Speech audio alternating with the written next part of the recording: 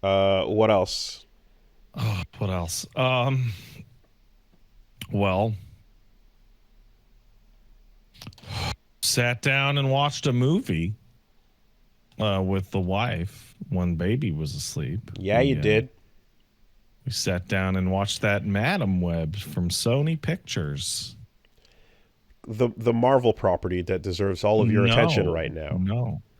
So there's a lot to be said about this movie. The first of which is more than the movie being terrible is that it's a mess. Like it's 2 full hours. And it feels like a totally disconnected sequence of events.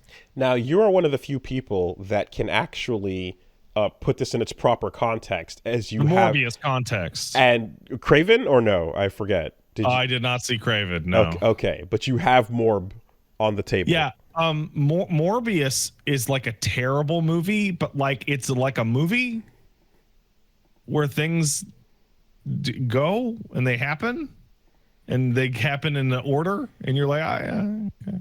But I don't want to go over like every detail, and because like the plot's a mess and it doesn't even make any fucking sense. But like there's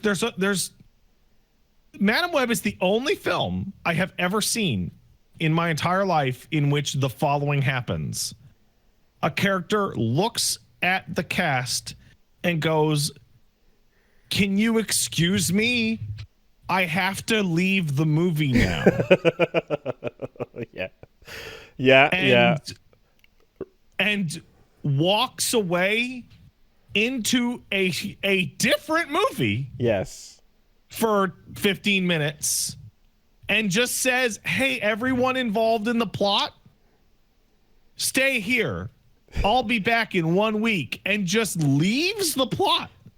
Just completely leaves. Lest we forget, Rick Grimes died for our sins, except that he didn't. And Cloud falling into the live stream. And then they come back. And they're like, "I'm back from the other movie that I was in." Hell yeah. So I don't know what the spoiler criteria is on this, but I'll like basically they on go, Madam Web, we're good.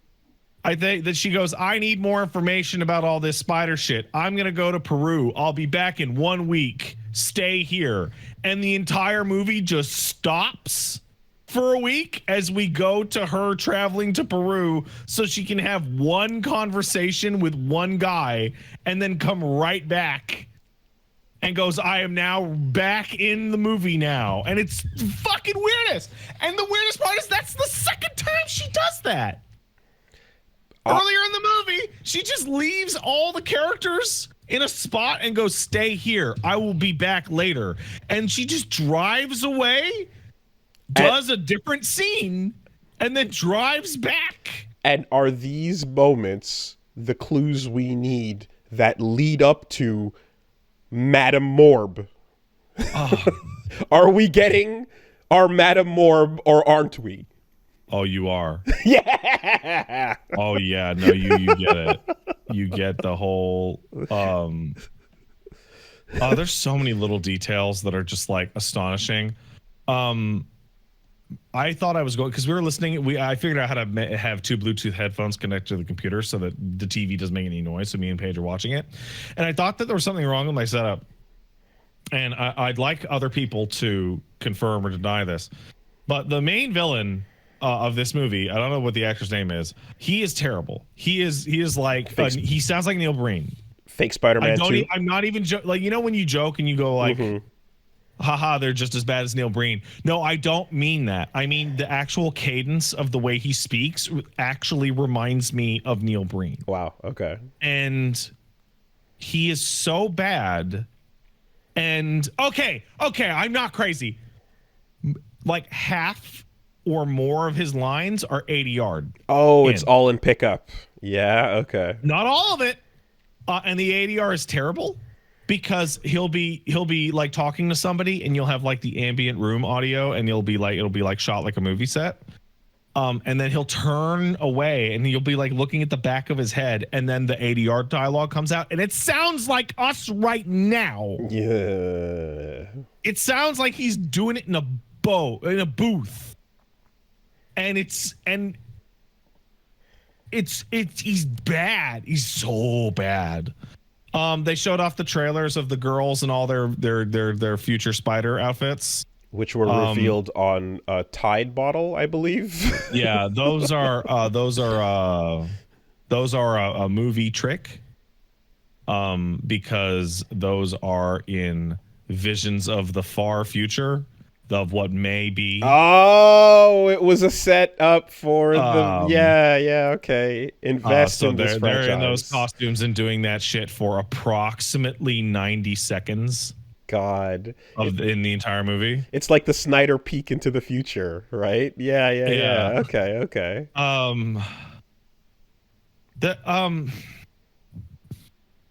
Woolie, how do you feel about Pepsi?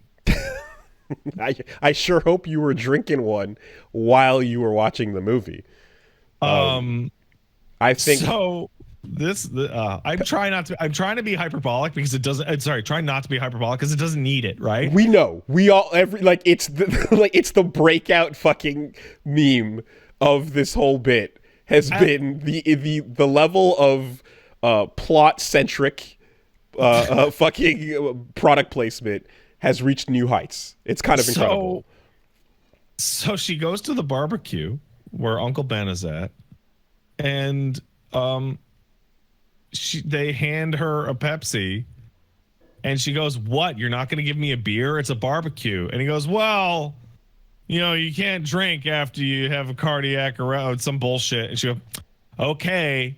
And then she holds the Pepsi like logo out for the whole scene. Brand rotated towards the camera. She holds it for like multiple minutes, and it's like,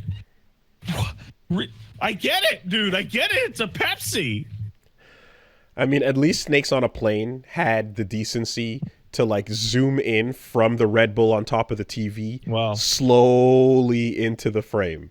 Also, I'm just going to say it right now. A Pepsi billboard kills the villain. Yes. Pepsi is literally the hero of Madam Webb through the power of Pepsi. That's awesome. The P of the Pepsi logo is what crushes the villain to death. Yeah, I want it. And me and Paige are watching it, and we're like, bro, she like dropped an ambulance on him going like 90 mph earlier in the movie, and he shrugged it off. I don't know why the fucking Pepsi P weighs like 10 tons or something. And the thing is that like according to movie tropes, we've all learned that like when the villain gets crushed ironically by some kind of billboard or product sign, it's usually like a statement about them and their undoing. Yeah, it's like if only you drank Pepsi. Yeah, you would have lived. Like usually, yeah, it would be like there's always that bit of like, oh, you got beat by. I can't think of an example, but you know what I mean. It's like the thing that you ignored the whole time. This was here, and now it's just like if you drank Pepsi, you would have lived, but you did so perish. But I really can't So in the first encounter with not Spider-Man, she hits him with a taxi. And he's like, oh. And then later on in the movie where she's got to save all the girls who the dude's trying to kill, I'm like, what the fuck is she going to do? She's just going to hit him with her car again? And sure enough, she just blasts him, like does a big jump and like just blasts him with an ambulance that's like falling from the sky. And it looks like he should be a smear. And he just gets up and dusts himself off. And then later on, a little sign falls on him and he dies. And I'm like, I don't understand. I guess it's fate. But more than all of that, that and the actress hates it. The lady playing Madam Webb is like, she's acting, she's doing a pretty good job, but like you can see like the disdain you can just feel how mad she is. The amount of clips of just Dakota Johnson just being like not interested in them, like why is this a meme? I don't get it. It was out of context. Like just not feeling it. There wasn't there the like. There was a thread, I want to say, that popped up on Twitter that was like, here is a collection of all the insane marketing decisions they made from top to bottom, and they just put it all together. But more than all of that, there's movies that are written with a second screenwriter, and there are movies that are written with the author of the book that you're adapting, you know, that kind of thing. This movie had whoever was writing it at their desk, as I am sitting now, and right here, sitting directly behind them, as if to look over their shoulder, was a lawyer from Sony Pictures, making sure that they didn't technically say the words Spider-Man. Good. Or Peter Parker. Good. So this leads to really insane nonsense, in which, well, her paramedic partner is obviously Ben Parker. And he's a good guy. He's a really good guy. Oh shit. Okay. And it goes deeper. And then the one of the opening scenes of the film, after we've established, and you know, she had a little accident and fell off a bridge. Oh, you really got to come, Cassie. You got to come to the family get together. You got to come down here. And she's like, oh, I don't care about that shit. I don't want to get roped in. Whatever. So, what is this family event that Cassie Webb, her name is Webb, by the way. Her name's actually Webb. Mm-hmm. Cassie Webb, what's she doing anyway? Well, Ben Parker is hosting his sister's baby shower. Mary Parker. Now, granted, they're not going to say the phrase Mary Parker. Yeah. Mary. Yeah. And then she's just like, oh, you know, Richard's out of town. You know, it's annoying. He's got to work. He's doing important things. And then they start doing the baby shower. And the big thing of the baby shower is like, hey, here's the game we're all going to play at the baby shower. Well, you know what kind of games they play at baby showers. Guess the baby's name. What's it going to be? And they don't guess it. Oh. They don't guess it. Is it Paul? I don't know. Could be. No.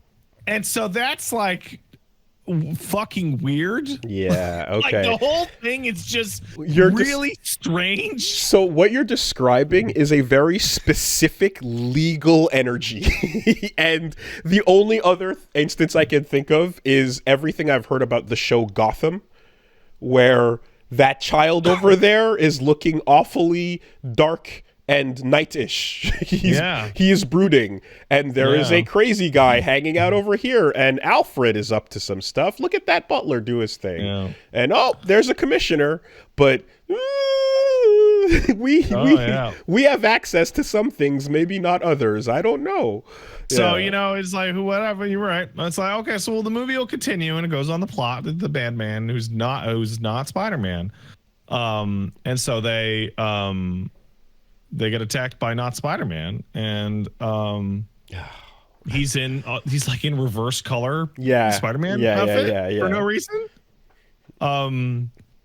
He just has the costume for no, like they never address it even once whatever.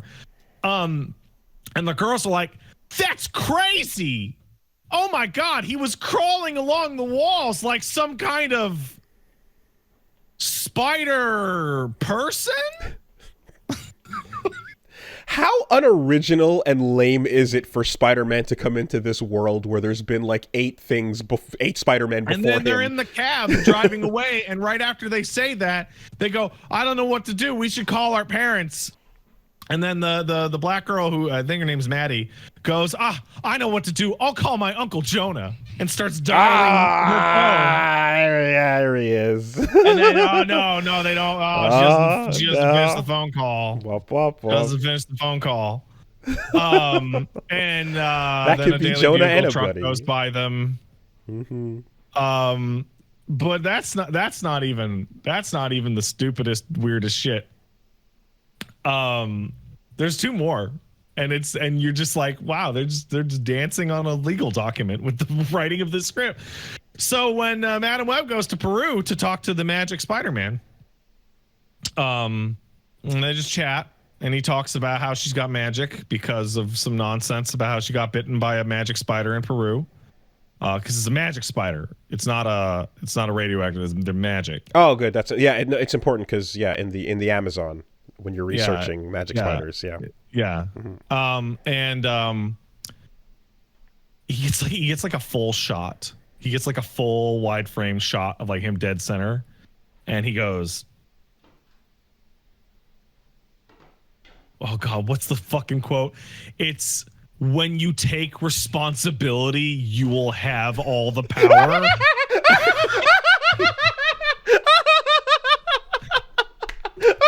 Well, I think I might be screwing up a little, but it's like, it's so fucking ridiculous.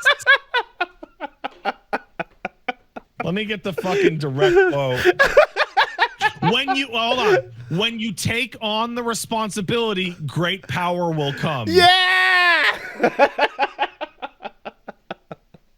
and it's like it's first of all, it's like very obviously worded that way just to get away from the legality, but also that's the no, it's the precursor, because it's the you end that sentence with "and," right? ...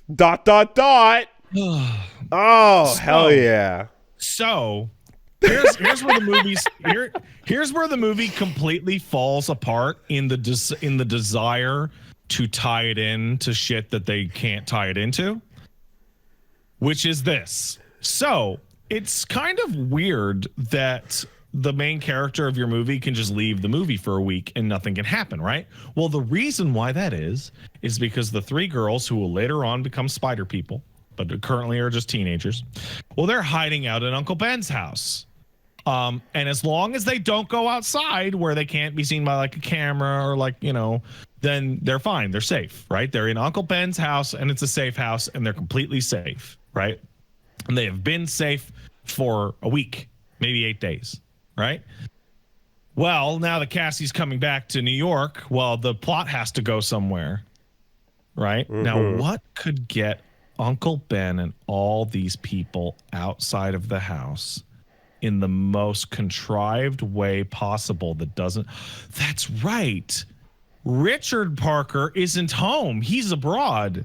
And oh my God, my water broke 3 weeks early. We have to get not Spider-Man to the hospital to be born. Mm-hmm. Right. And then they all pile into the car, and me and Paige are going, why do they have to go to the hospital with Mary Parker and Uncle Ben? What? Just what are you gonna do? Sit in the lobby and eat peanut? What? Just stay there. But we have to go so the plot can go back up, right?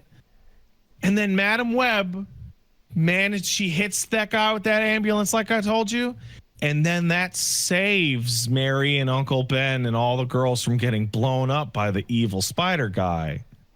And then Mary goes off and she's like, oh, I'm safe now with my baby, who I love and is very important. And then the rest of the movie continues, and then they kill the bad guy. And then they kill the bad guy, and then we smash cut to the monologue about the future and all that crap, which is little baby Peter Parker being born. Oh, he's gonna do great things. His life is so special and wonderful, and what are you gonna call him? And then they just fade out and they don't say it because they can't.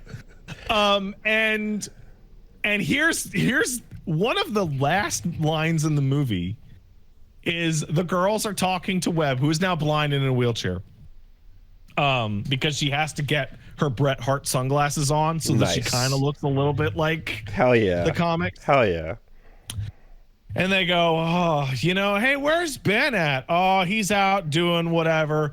He's not ready for all this uncle responsibility. And she smirks behind her sunglasses and goes, that's what he thinks.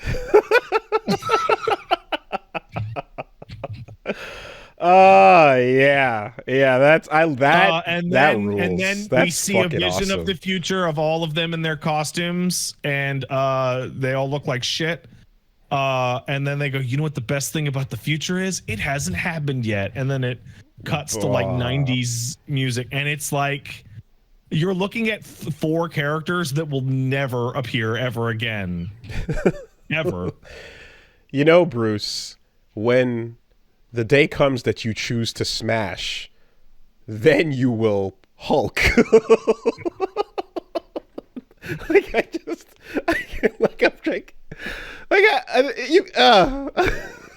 How do you even? So like the whole movie, and here's where it starts to really just fly to pieces. The whole movie is like, I need to save these people's lives, and I can see the future a little bit, so I'm gonna change the future to save their lives, right? But she's sitting in her chair going like, yeah, Ben's gonna fucking bite it. Yeah. Well, we gotta have Spider-Man, so suck it. Oh, how did the blindness happen? How did she get blind? Well, she fell into the water, and when she was in the water, she got hit in the face with a firework. Despite the fact that she is visibly uninjured and completely fine as soon as it hits her in the face, when they pull her out of the water, the makeup team remembered to put the scars on her face. Okay. That weren't there when she was in the water, because doing that kind of makeup in the water would be hard. So they pull her out of the water, and once oxygen hits her face, then the damage shows up, and she's blind now. She probably hurt her back falling into the water also. That's probably why she got the wheelchair. So in the last bit where they're all doing their hero pose, I should mention like Madam Webb is also doing her hero pose, and she is just flying with psychic energy and Bret Hart sunglasses, and it looks really bad. It doesn't look good. It looks very bad.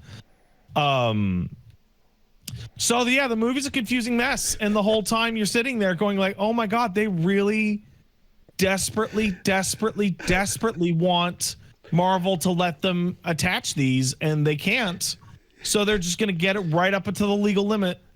Batman, all it takes is one good day to turn the craziest person into a normal, sane, happy guy. That's all it takes, really. It's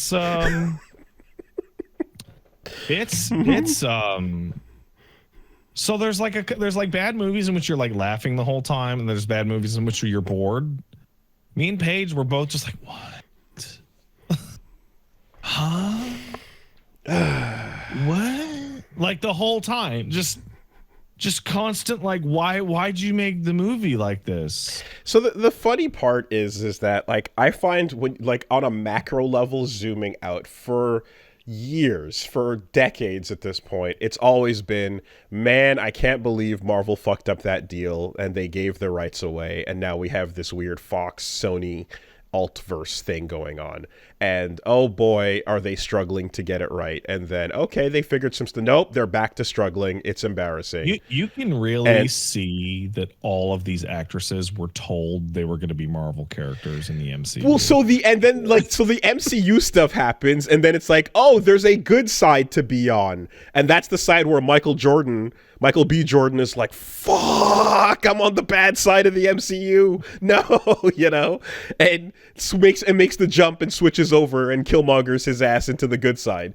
And then you get things like Spider-Verse happens where it's like, oh fuck, oh Sony's doing a cool thing. Oh shit, yeah, okay, they figured that out. The animation studios. The animation studios is like turning the Sony branded thing into like, hey, that was pretty good. And so you actually got a little bit of fucking, you got some goodwill back there. And then just to like quadruple down on they announced the Sinister Six verse years and years ago. I remember who are they gonna fucking fight? It was when Spider-Man 3 got announced, right? When there were trailers up for Spider-Man 3. I remember being on the bus in like Angry-Nyaw area, and I think I was talking to you and like someone else. And there was an ad. Sound kind of familiar. And we were, and there was an ad on the fucking bus terminal for Spider-Man 3, and then there was like, oh yeah, they've announced recently they're gonna be making a whole Sinister Six spin-off series.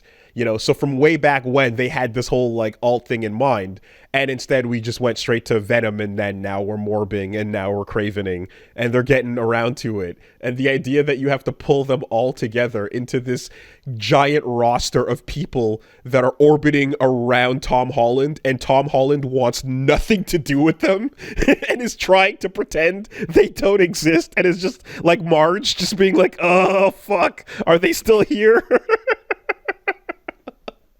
It is so strange. Incredible. Yeah. Oh, not good. You know what? I'm gonna put your foot down. Not a recommend for Madam Webb is what I'm gonna say. I mean, did you like when this decision comes down? I have to I imagine you and Paige are like, okay, so you're clicking play, and then like you're just opening up a content.txt file and just writing notes down. Like it's so, you know what? That's usually what it's like, right? We'll watch some trash and like with the intent to talk for me to talk about it on the podcast or what have you. That didn't happen this time because we were just like kind of mouth agape, just like kind of like stunned. We started watching that 2 nights ago, but then the baby woke up, so we had to take care of him. So we finished the last 15 minutes yesterday. We started to talk about the movie for like the first real time, like this morning. And just like, she just left the movie. And right. And like I was talking to her about it right before I came over, and I was like, the movie is strangely unclear in my mind.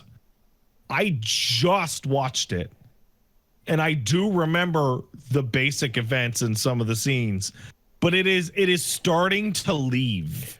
Waiting for the post-credit scene for your Nick Fury setup. No post-credit. That's old and busted. That was an entire phase or two ago. Yeah. Why wait till the end of the movie when we can do it in the middle of the action? Like, why wait for the credits for the sequel setup or the tie-ins? We can do that right here and now. Strange. Right? Strange film. Morbius is a way better movie. Wow. Way better. Okay. Yes, and Craven is actually not out yet. So okay, like the trilogy is not here. You know what Morbius had? You know what Michael Morbius, the living vampire movie, had? It had one person in that movie that actually had fun being there, and that was Matt Smith. Right. He was actually like, I'm a vampire, but I'm British, and was like dancing with the suit and all that shit. And so like there was like one person that was like, I am acting in a movie. Whereas this, like, the fucking main villain is like in an audio booth fucking dubbing over himself because his accent is too strong and he's a shitty actor. I guess if you have to go, like if you have to just go trash fire like Marvel shit, if you go this way, you get the absurdity of everything just described, and then the ability to escape in the Madam Webb Indian helicopter. I don't know if you saw that, but there's in India there's a helicopter that's Madam Webb themed. It's just like like if you want a helicopter around in style and all that shit. But then you get the other side of like when these things go bad, and it's just the Netflix Iron Fist post Daredevil shit that just got more and more, like it started good and then it got like not as good and then it got worse and then it just ends up being like boring, and it's like, oh, boring is so much worse than mind-numbingly insanely stupid and hilarious at brand dodging. This movie is like, it's worth watching just if you love confusion. So I just remembered something really specific, and maybe this is a nitpick, but I feel like parts of the movie did not get updated when they changed drafts. Like some scenes stayed in from older drafts and were not changed to make any sense. So the villain's name is Ezekiel. I'm just saying that for convenience, right? The startup of the movie is Ezekiel and Madam Webb's mom are in the Amazon, and Madam Webb's mom is pregnant with Madam Webb, right? You got me? Good. They're trying to find the magic spider, and he's been hired as security, right? To protect her in the Amazon, because Amazon's dangerous. She finds the magic spider. Then Ezekiel, because he's a bad man, shoots all the other guards and goes, "Give me that spider. I always wanted the magic spider. I tricked you." And she goes, "No." And then he shoots her. And then he runs away with the magic spider, and then she gives birth in the Amazon in the spider cave. Okay? That's how that happens, right? Sure. Like, she's like, "Wait, what? I thought I just hired you." He's like, "No, I've been searching for the spider for years," right? In the final confrontation, Madam Webb is like, "I'll stop you." And he goes, "Your mother underestimated me, but so are you." And I'm like, "What? She didn't even know you were a guy. You were just doing security." That's from an old draft of the movie. Okay. In which they had a confrontation. And she knew, and he found out what was going on. Right, like right. That is from an older script. A cut that was made. They never changed it. That doesn't make any sense at all. She was literally pregnant at the time, right? Like, not even born. How did she underestimate you? You showed up, said, "Give me that," with a gun, and she went, "No, I don't want to." Like,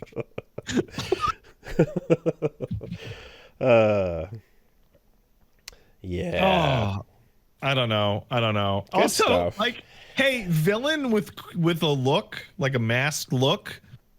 Gotta pull that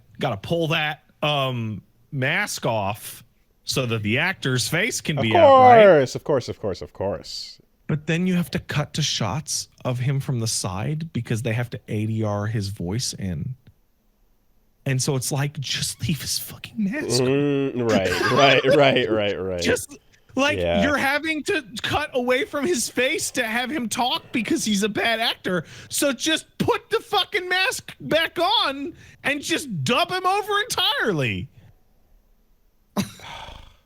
What a weird thing where, like, we have a thing where Sinister Six is now you have a mixture of the Rogues Gallery where you get just fucking blue collar awesome Vulture and shit, you're dating my daughter, right? And then that's the energy. Or goofball Jake Gyllenhaal Mysterio,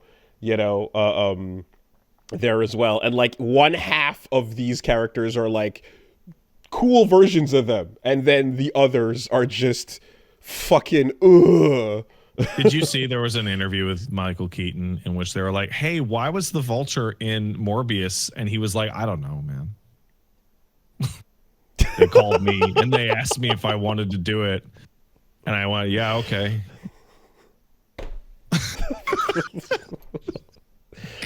I mean, look, you could add. Why would Michael Keaton have that answer? You know, similar. Why would Dakota? When you ask Dakota, hey, name the other Spider-Man movies. Like, why would she? You know, Spider-Man, here he comes. Yeah, that Spider-Man, yeah. He's back again. Oh, that's awesome. Like I you know what's really awkward? Having a Spider-Man villain that doesn't have webs chase after you.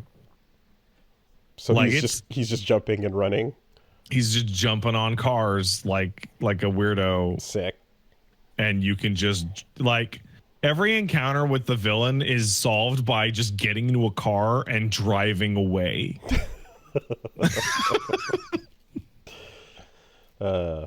All right. Like yeah, I was like, all oh right. well, he can't. I mean, he's fast, but he's not like a Spider-Man. I look forward to the trilogy in Craven, and then eventually, our assemble movie, Madame Morb, the Hunter. Woolie, this movie posits that by the time Peter Parker shows up, he is the 5th New York Spider-Man. Yeah. And that they have been active for 20 years. Also, there's a whole bunch of West Coast symbiotes having a war in LA. A symbiote war is breaking out on the other side of the country. Peter has nothing original to bring to the table.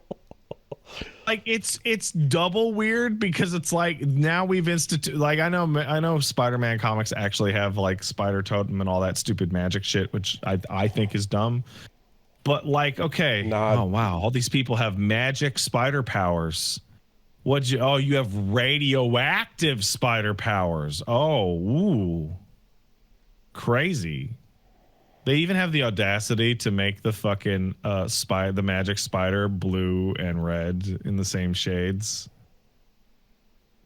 Like it's a Spider-Man logo spider. Yeah. That's how you got it. That's how you get the fucking whoa. That's how you get the pog face. You gotta, it's good. It's good. So one more time, was it? When you take responsibility, then comes the power. Let me pull it back up. I just had it. Let me get it, Madam Webb. When you take on the responsibility, great power will come. And hey, I'm gonna complain about a weird costume thing. So the 3 girls, they have their future vision where they're spider ladies. And the villain's having a vision of this, so he wants to prevent his own death. That's like the whole crux of the movie, right?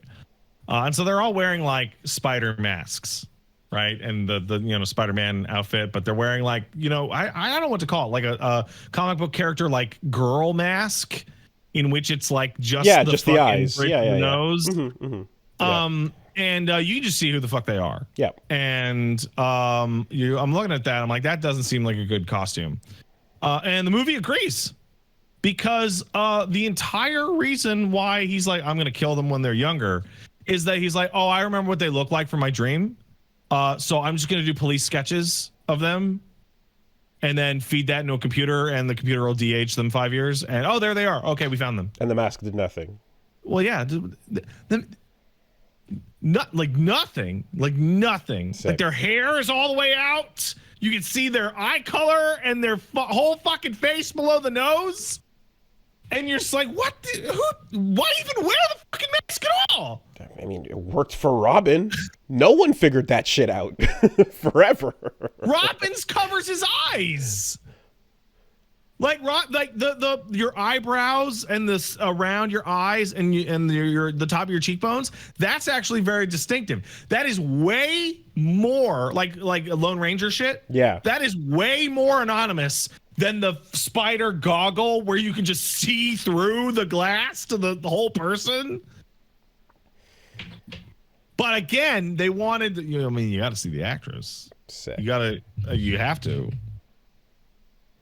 Well, I'm sure the plotted sequels and the those are going to Webverse happen with an entire cast of people who are actively vindictive about being tricked to star in the movie in the first place, and also have not seen it and are continuing to not see it. Yeah, good shit. All right.